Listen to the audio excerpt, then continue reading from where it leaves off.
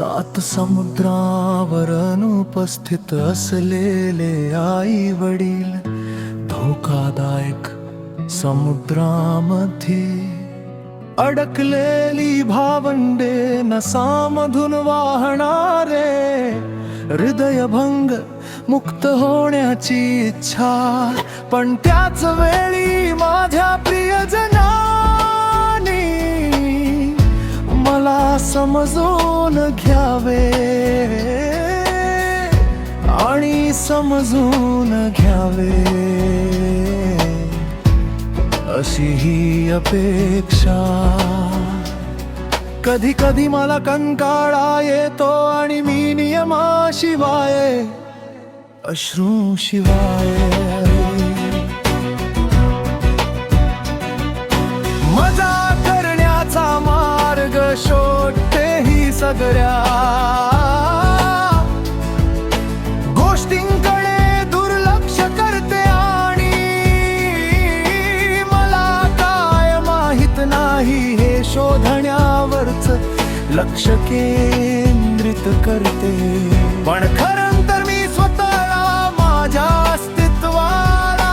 माझ्या खऱ्या स्वरूपाला आणि माझ्या जलकुटुंबाच्या खऱ्या रहस्यांना शोधत असते कधी कधी मला एकटे वाटते आणि जणू माझे कोणी कुटुंबच नाही असे वाटते मी नवीन मित्रमैत्री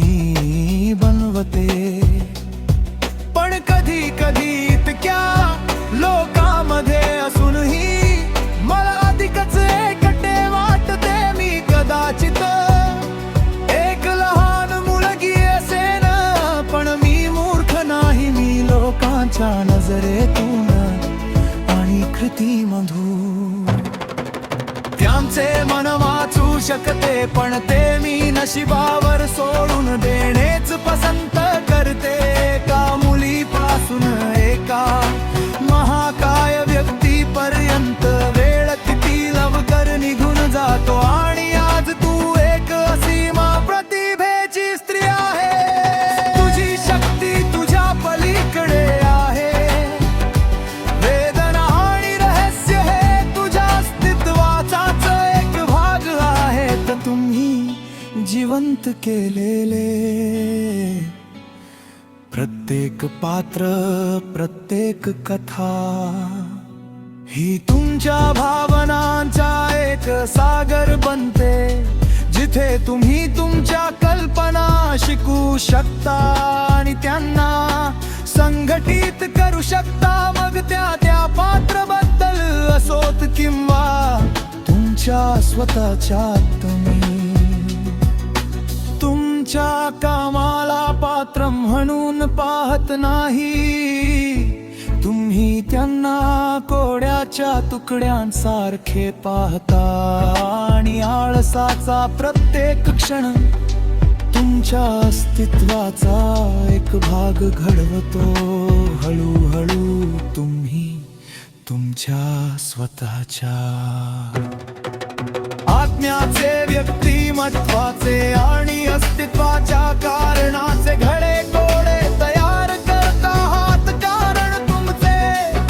स्वातंत्र्य हीच तुमची शक्ती आहे तुम्ही खूप प्रतिभावान